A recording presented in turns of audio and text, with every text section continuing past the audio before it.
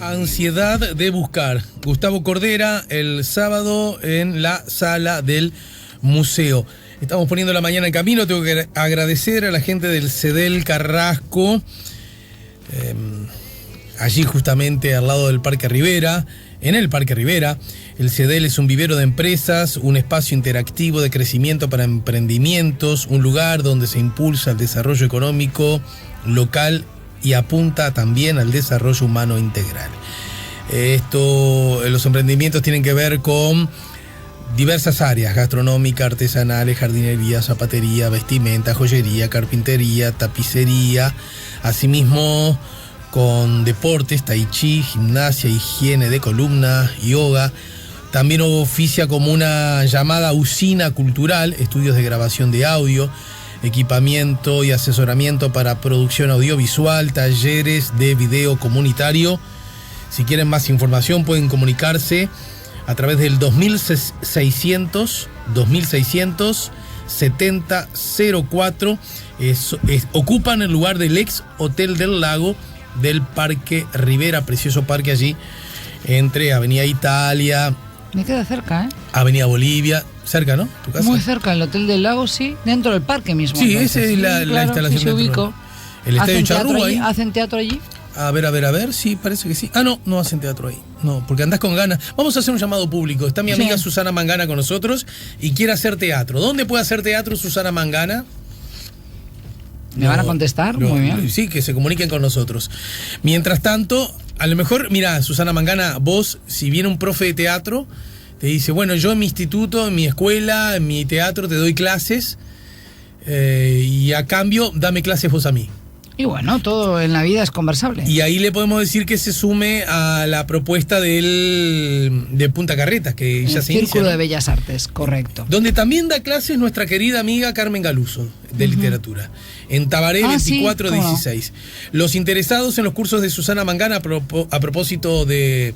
¿Cómo los titulamos los cursos? Son cursos de aproximación a la cultura árabe y musulmana para comprender lo que está pasando hoy, de lo que vamos a hablar ahora, poder tener herramientas para desentrañar la maraña informativa. Porque me imagino que tienen que ver con aspectos históricos. Claro. Pero que también son enriquecidos por la coyuntura informativa, ¿no? Obviamente, es que a mí no me sirve que la gente solo aprenda fechas, para eso tenemos a Wikipedia u otros motores de búsqueda, es decir, uno tiene que poder extraer lecciones de la historia, pero también aplicarlo a lo que estamos viviendo en la actualidad, y creo que de eso van los cursos diferentes que suelo programar, y allí en el Círculo de Bellas Artes hace ya algunos buenos años que estoy dictando clases de las 6:30 a las 8, porque es el horario, digamos, preferido por la gente que todavía trabaja, no se termina demasiado tarde, cuando ya viene el invierno, y es además cuando oficialmente cierra las puertas el círculo, allí en Punta Carretas, en la calle Tabaré. ¿Una vez por semana? Es una vez por semana, los días miércoles, y arrancamos entonces otro ciclo de charlas, de módulos, que irá a partir del miércoles 8 de mayo. Claro, porque el primer miércoles es primero de mayo. Y no quisimos confundir a la gente, porque después entramos con aquello de, bueno, cuántos miércoles caen en el mes y demás, entonces lo hacemos corrido y decimos, bueno, el resto del mes de mayo a partir del 8 a las 18:30 en la calle Tabaré. Tienes ahí el número, creo. Tabaré 2416. Y el teléfono, si lo podemos dar. 2710-0622. Correcto. Que llamen, por favor, a partir de las 15 horas, porque es a partir de esa hora que llega Inés en secretaría y les puede dar la información. Bueno, perfecto, muy bien. Luego, sobre el final de la charla, volvemos a recordar esta información. A mí me gustaría que, como siempre lo haces, en realidad no tengo ni por qué pedírtelo, porque es tu estilo y tu forma de ver las cosas, para poder entenderlas, ¿no?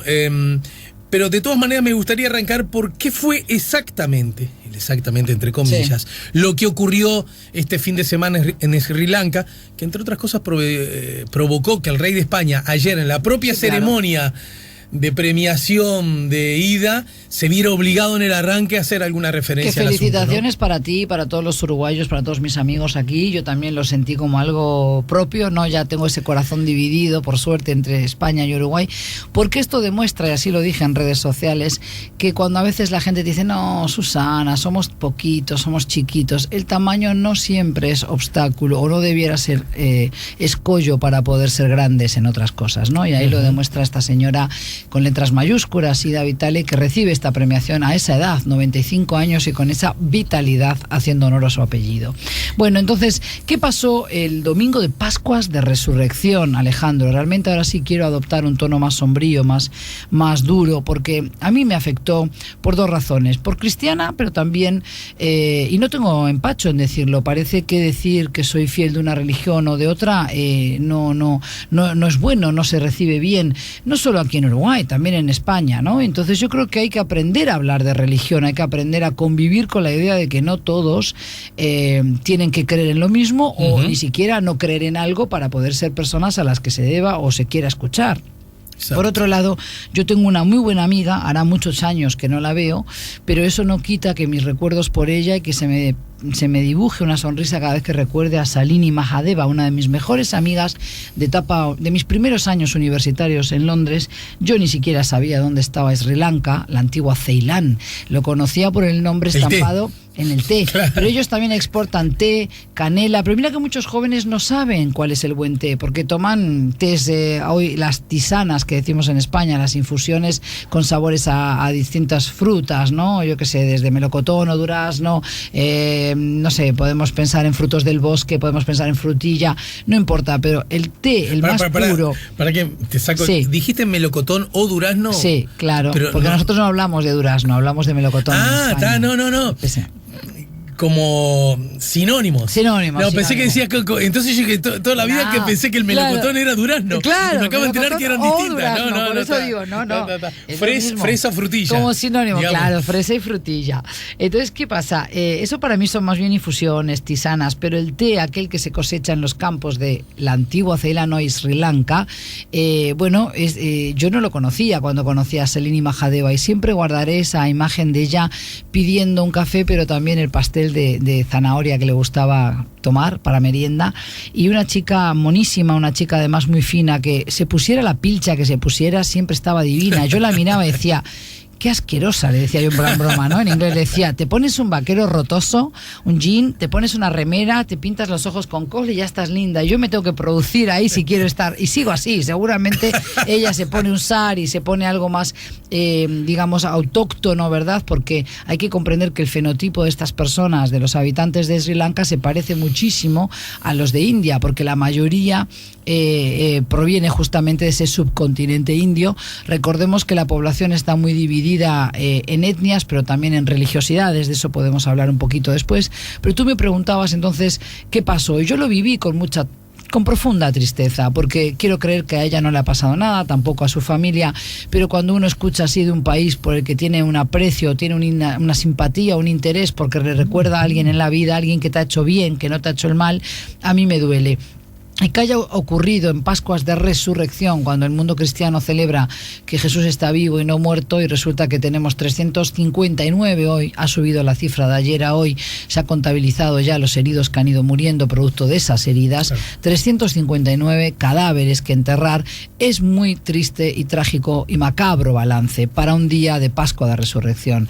¿Esto era previsible? Bueno, en cierta manera sí, porque hace 2 años, lo volví a chequear antes de entrar a la radio, hace 2 años recuerdo un atentado muy similar en Pakistán, en un parque donde además había familias, pero sobre todo muchos niños, un parque infantil al aire libre. Murieron 72 personas en un domingo de Pascua hace exactamente 3 años, en el 2016, en Lahore, lo que es el Punjab pakistaní hoy, que antes era el Punjab de la India también, porque antes de la separación entre Pakistán e India era todo un solo país. Con lo cual, lo que ha ocurrido es un ataque, un atentado, no importa hoy el nombre, hay periodistas y hay analistas que se embretan en repetir, es un exceso de erudición. ¿De qué sirve que yo diga el nombre que a los 2 segundos nos vamos a olvidar? Para eso tenemos don Wikipedia, don Google, que es maravilloso. Lo importante es analizar la profundidad de este atentado. ¿Qué significa? Otra vez, tú me la das, yo te la doy. Ahora resulta que el autoproclamado Estado Islámico que nos habían contado nuestros amigos norteamericanos, y como son de los nuestros y son nuestros aliados, son blancos, occidentales, y además con un presidente fuerte como Donald Trump, hay que creerle, se terminó el Estado Islámico. Pero como resulta que ahora no se terminó y están lanzando atentados de esta magnitud, repito, 359 muertos y más de 500 víctimas, porque también son víctimas aquellos que han quedado heridos, que todavía no sabemos cómo van a poder curarse de esas heridas, qué tipo de trauma psicológico les va a quedar a ellos y a sus familias. pero es que además deja un país profundamente en shock, ¿no? Dividido. Y hoy la comunidad musulmana de Sri Lanka, leía yo prensa lo más local que se puede leer desde internet, pero leía los temores que tienen muchos musulmanes de bien que viven allí en Sri Lanka y que dicen, ahora van a venir a por nosotros, yo no quiero salir a trabajar, no quiero desproteger a mi familia, pero tengo que alimentarles. ¿Cómo hacemos? No podemos emigrar, no debiéramos tener que irnos de nuestro país, no somos los enemigos de nuestros hermanos cristianos en Sri Lanka o de nuestros hermanos budistas. Bueno, aquí es lo que hay que comprender, que una vez más la noticia fue horrorosa, pero pasará sin pena ni gloria, porque el mundo occidental mira hacia otro lado. Y eso es lo que quiero yo discutir. ¿Por qué tenemos que estar siempre lamentando atentados en Nueva Zelanda, atentados ahora en represalia, supuestamente por ese atentado supremacista de Christchurch en Nueva Zelanda hace muy poquito tiempo, y ahora tenemos una represalia supuestamente a ese atentado con la muerte de 359 personas inocentes que acudían a sus rituales religiosos el día de resurrección, el día de Pascuas de Resurrección?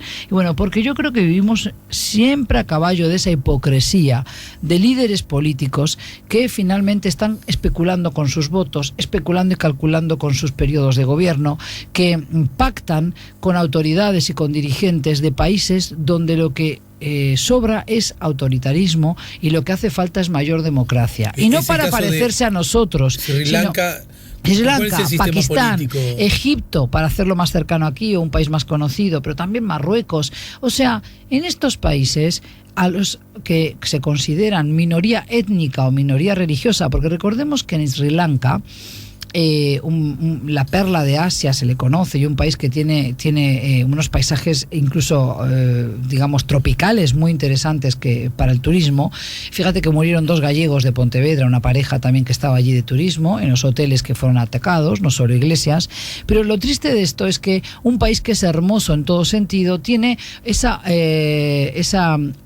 multiculturalismo, esa pluralidad de etnias, pero también ese multirreligioso, podríamos decir, porque tenemos la etnia de los singaleses, que es la mayoritaria, junto a los tamiles, que estuvieron enfrentados 26 años hasta el 2009. Hay una fractura y heridas abiertas que es muy difícil cerrar, porque evidentemente se acusan unos a otros de esa violencia que también azotó al país durante casi 3 décadas. Ayúdame a entenderlo, porque si bien de algún modo Sri Lanka había ganado atención informativa, mediática, justamente como fruto de esa violencia interna, no tenía como protagonistas ni a los que en teoría están protagonizando estos atentados como víctimas y como victimarios. Quiero decir, parte de los musulmanes del ISIS, sí.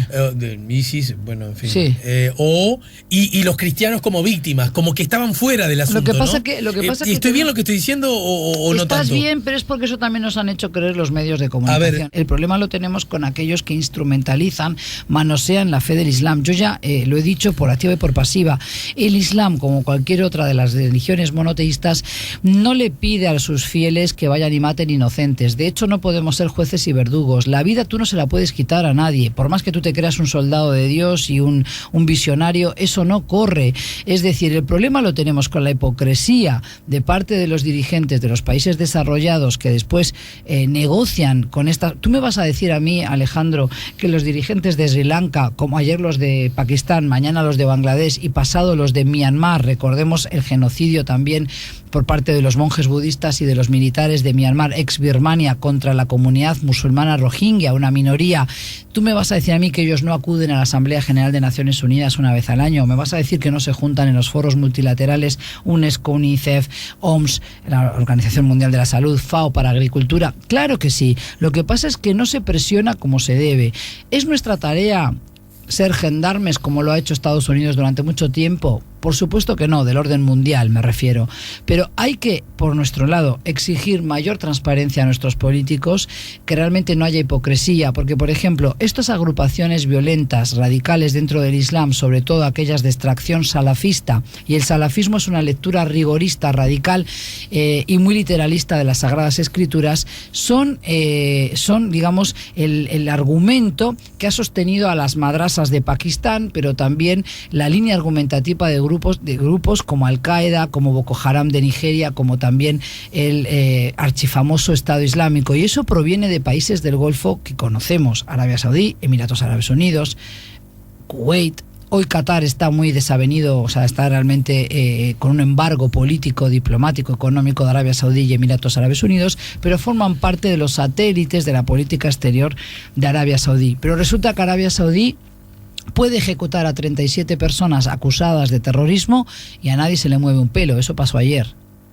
Es decir, yo no estoy diciendo si son buenas o malas personas, estoy diciendo que tenemos distintas varas para medir las cosas y que mientras acusamos a unos países de ser los que fomentan el terrorismo en Oriente Medio, se las dejamos pasar todas, absolutamente todas, a otro país como Arabia Saudí.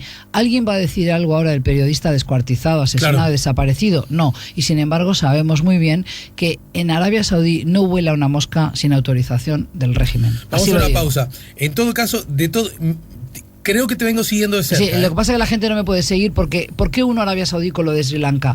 Porque lo que ha ocurrido es un atentado atroz, perpetrado por un grupo violento que sí, es autóctono, es originario de allí, pero que consume esa narrativa que también se cocina en las cocinas de otros países, y es ahí donde tenemos que exigir nosotros menos hipocresía a nuestros líderes, para que países como España, para que países como Francia, Estados Unidos, no le sigan haciendo el caldo gordo a la Casa Saudí, por ejemplo, y le vendan armas que luego son utilizadas en Yemen. Necesito luego la pausa que me expliques un poco más, porque yo puedo entender ese doble discurso, esa hipocresía que hay con relación a Arabia Saudita, que como ahora son los buenos, entonces uno en realidad cuando se entera de lo que significa vivir allí, está, por decirlo menos... Y fuera de allí, porque mira que lo que le pasó a Khashoggi le ocurrió en Turquía. Y se va a correr, si no se corrió ya, el tupido velo. Pero y nada ¿por qué pasó? Esto que acaba de ocurrir en Sri Lanka sentís que tiene nexos con... Perdón, claro, te lo quiero decir porque eso es lo que la gente no puede seguirme, este pensamiento circular, digamos. Bueno, quiero que desarrollemos eso. Luego de la pausa estamos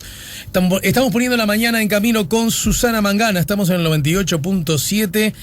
Estamos hablando de esto que ha pasado allí. ¿Viste que... También te tiro esto, Susana, para el regreso. El oficialismo quiere aprobar su proyecto de ley antiterrorista para cumplir con requisitos internacionales. Quiero saber en qué consiste, qué medidas hay que tomar, a ver qué están planificando. Aquí en el 98.7 está Mangana. Ahí lo tienen al pelado Cordera, Gustavo Cordera, este sábado en la sala del museo, sábado 27, 21 horas. Quiero agradecer a Banda Oriental que en el marco de su colección de lectores de Banda Oriental, nos arrimó el último ejemplar, Viernes 13, de David Goodis, así que muchas gracias a los queridos amigos, hermanos de Banda Oriental. Estamos conversando con otra amiga, estamos conversando con Susana Mangana, y resulta que empezamos hablando de Sri Lanka, y yo lo groseré un poco, Susana, y Susana me termina hablando de Arabia Saudita. Entonces, claro, ¿y por qué me vincula una cosa? Tienes que venir a los cursos para que me puedas seguir el rollo y puedas entender digamos, el pensamiento circular que intento hacer. A propósito, Círculo de Bellas, hablando de pensamiento circular, Círculo de Bellas Artes, allí Mangana arranca sus cursos a propósito de Medio Oriente, de la cultura del Islam, que tan poco conocemos, o que peor aún, preconocemos, no sé cómo, está más que juicio, estamos llenos de prejuicios, ¿no? Y si quieren más información, pueden pasar por ahí, Tabaré 2416, o llamarlos después de las 3 de la tarde, preguntan por Inés, 2710-0622, arranca el segundo miércoles de mayo. Claro, porque tú me pides que yo te analice qué pasó en Sri Lanka, y yo no quiero perderme en el análisis de los hechos, de hubo tantas víctimas, que lo hemos dicho, hay una composición étnica que ya hemos dicho entre singaleses, tamil, pero eso la gente la deja de pecho frío porque no entiende por qué eso puede ser un problema. Después tenemos también diferente, eso es la etnia, digamos la condición de a qué identidad digamos, a qué identidad perteneces tú, cómo se construyó la identidad de esa nación. Pero también luego tenemos distintas religiones, la mayoritaria es budista, y después tenemos a los hindúes o hinduistas, he visto que está escrito, pero yo prefiero llamarles hindúes, y después tenemos musulmanes y cristianos, prácticamente el mismo porcentaje, son minoría. ¿Y por qué yo ato una cosa con la otra?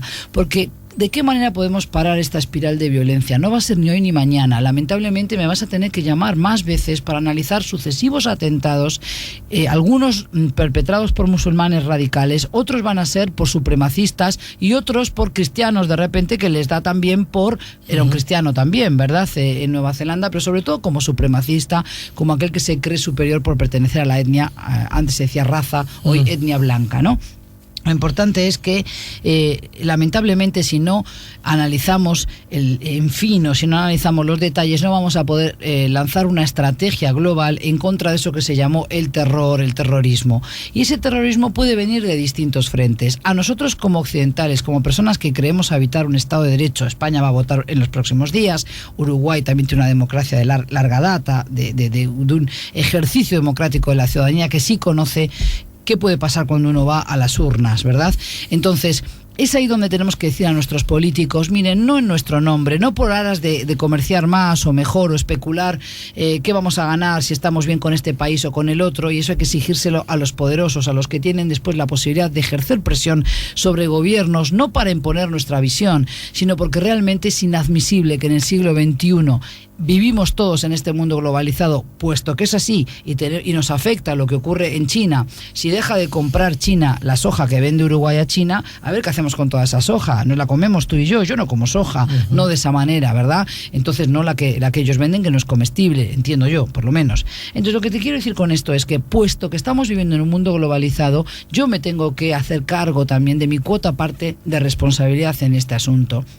Y creo que eso pasa por decir, bueno, los políticos que nos representan tienen que dejarse de jugar al gato y al ratón, tienen que ser mucho menos ambiguos, tienen que ejercer una presión mayor. Hay que reformar Naciones Unidas, porque a través de sus foros multilaterales, donde esos dirigentes envían representantes, es donde podemos decir, así no vamos bien, ustedes tienen que dar igual trato a la mayoría como a la minoría. Es decir, no existe que en el siglo XXI los coptos de Egipto, los cristianos de Jordania o de Siria, como tampoco los de Pakistán o los de Bangladesh mañana tengan que vivir con miedo de que van a sufrir un atentado, de que les van a volar el edificio, por ejemplo, la basílica, cuando van allí a realizar su culto, porque en Uruguay se percibe que esto de la religión es cosa del pasado, de gente que no está, digamos, que no está haciendo valer el conocimiento, la ciencia, y eso no es así. Es verdad que se nos dijo que en la posverdad, en la posmodernidad, la religión o el hecho religioso iba a pesar menos, pero ahí tenemos que no,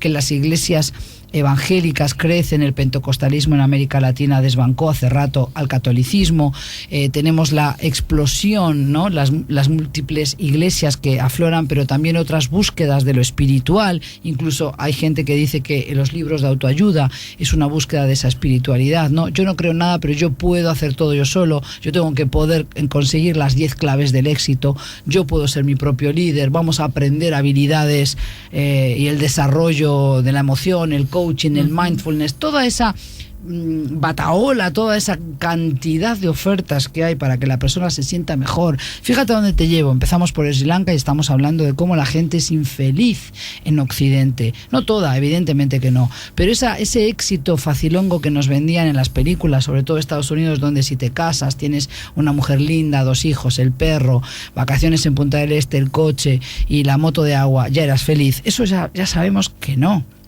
Entonces, ¿por qué te hago este pensamiento circular? Porque si no queremos más atentados como los de Sri Lanka, como ayer en Siria o hace 3 años dije en Pakistán, también en Pascua, me parece que tenemos que poner remedio. Y el remedio empieza por decir, hay que exigir a nuestros políticos menos hipocresía. Punto. También los musulmanes tienen que dejarse de ambigüedades y exigir a sus líderes religiosos y políticos que no quieren ser adoctrinados un día sí y al otro también. Educación religiosa, todo bien.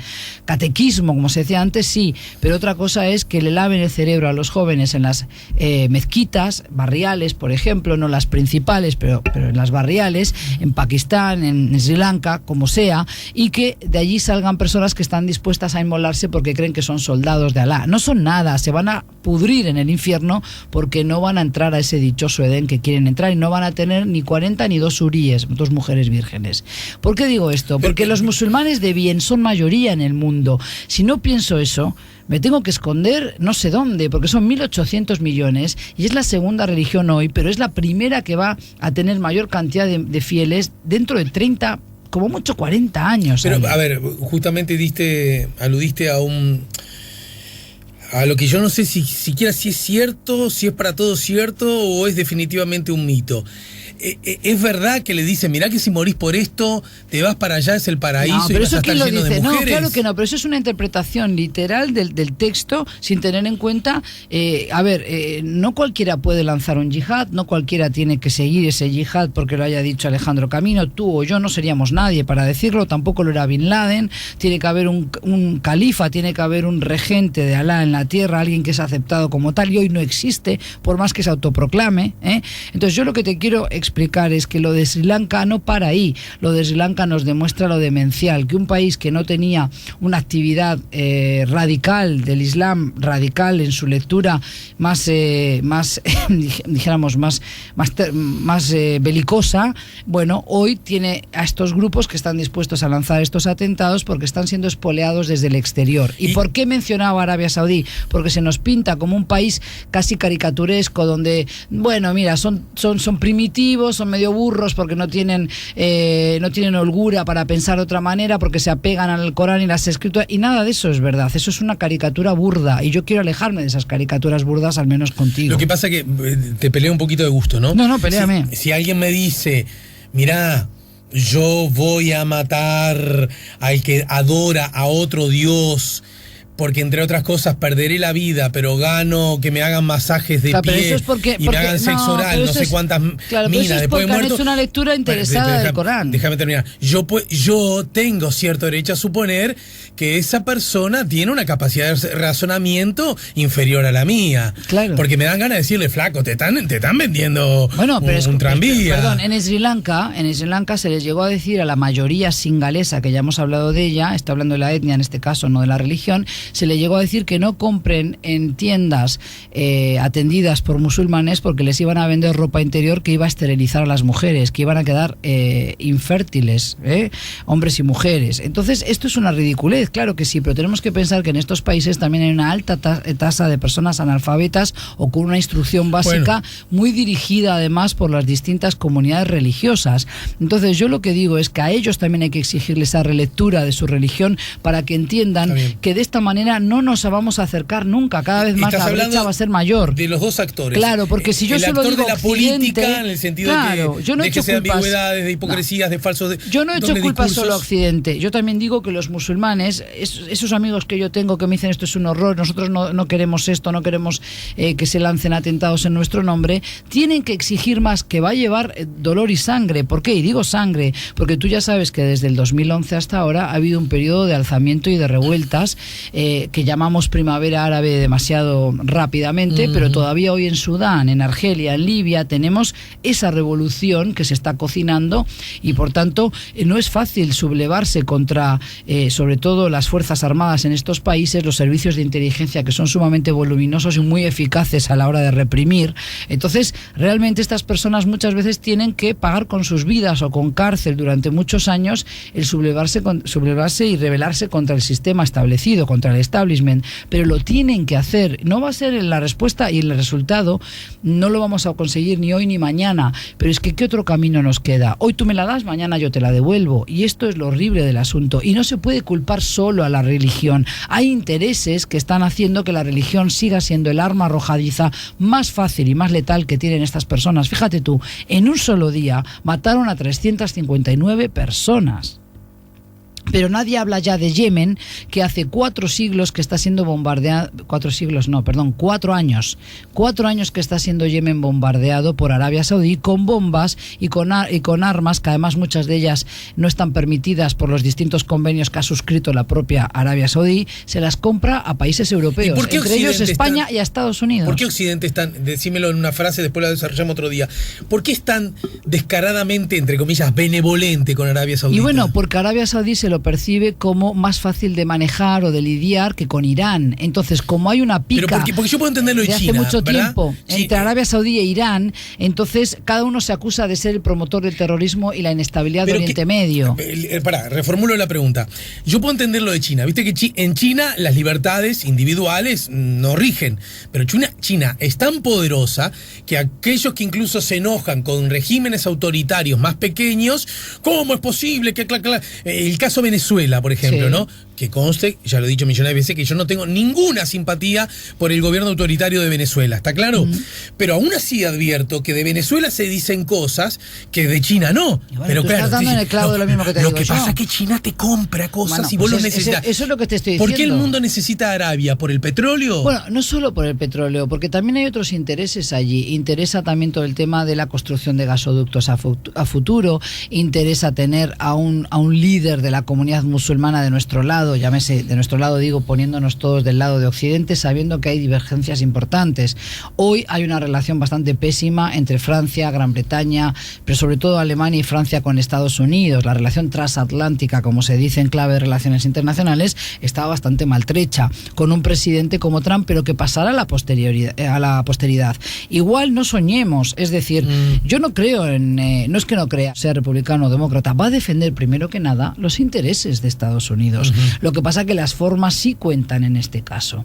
Entonces yo creo que la administración de Trump, por supuesto que no habla de derechos humanos, por eso no dice nada de las ejecuciones contra 37 ejecuciones esta semana en Arabia Saudí, solamente para hablar de las últimas, porque no le interesa fomentar ese speech, ese discurso de democratización de Oriente Medio. Lo que le interesa es que no haya grupos del Islam radical que puedan atentar contra intereses estadounidenses. Punto.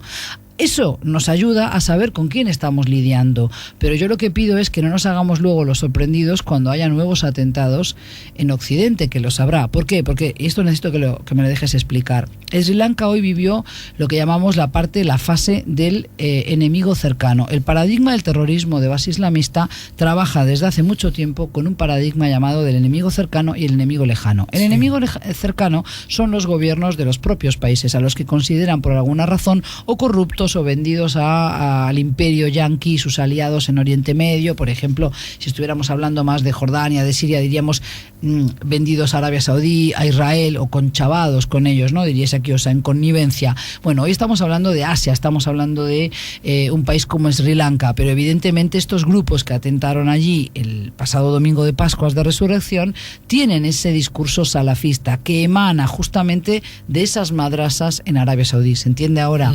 Entonces yo lo que digo es, no vayamos solo al efecto, sino a las causas de este discurso violento de estos grupos radicales del Islam. Ahora bien, ¿quién es el enemigo lejano? El enemigo lejano está representado en lo que ellos entienden que es Estados Unidos y su política exterior y sobre todo su tratamiento hacia el mundo musulmán.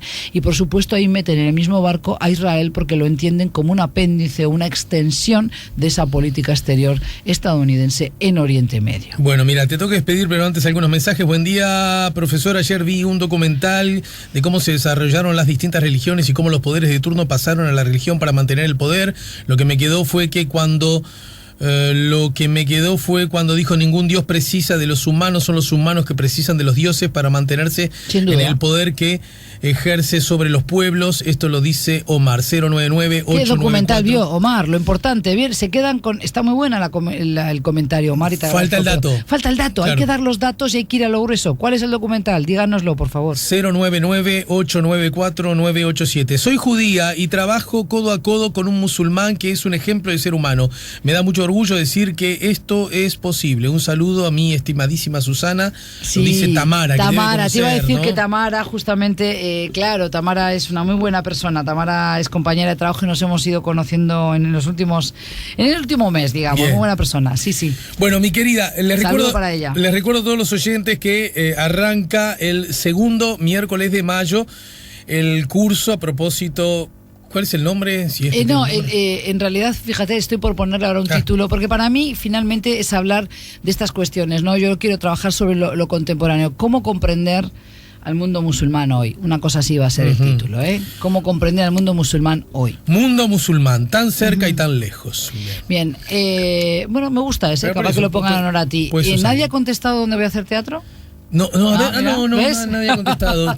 Mangana necesita un lugar donde estudiar teatro. Eras tú el que me tenías que decir ese dato, pero sí, bueno, ahora le pasas el fardo a tus... Vamos a buscar, le voy a preguntar a Marina Rodríguez. Haceme acordar, Diego, de preguntarle a Marina mañana, jueves que viene. Es una broma, pero bueno, siendo hombre de teatro de tantos años, sí. Evidentemente. A esta altura. 2710-0622 es el número para tener más datos a propósito del Círculo de Bellas Artes. 2710-0622.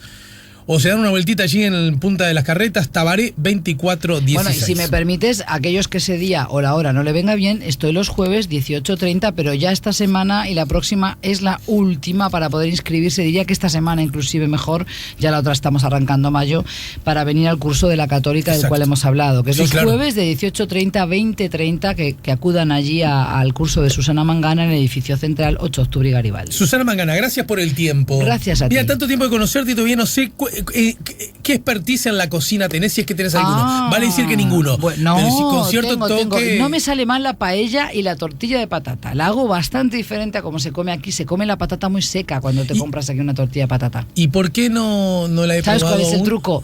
Pues no me interesa conocer el truco. Es me interesa cebolla. ¿Cómo? ¿Me estás poniendo el brete de cocinarte? Dale, obvio, organizamos algo. Sí, si querés no. venir a casa y cocina en casa, no, lo que claro, sea. También. No, tienes razón. Nos tenemos que juntar. Dale, yo llevo lo demás insumos, ¿está?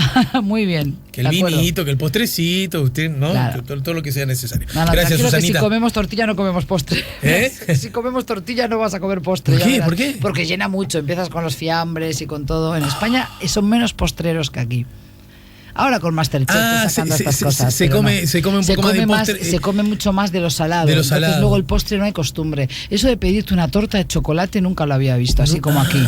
Si aquí hay uno que llaman muerte súbita, ¿cómo es? Muerte súbita por chocolate o algo así. No sabía eso. Allí no comen flan, alguna natilla, una cosa así. No, pero la crème brûlée, la catalana, claro, esa muy rica. Crème brûlée, claro. Sí, pero son de ese detalle. Pero no se come tanto postre. Bueno, muchas gracias, Susana. Ya volvemos con La Mañana en Camino.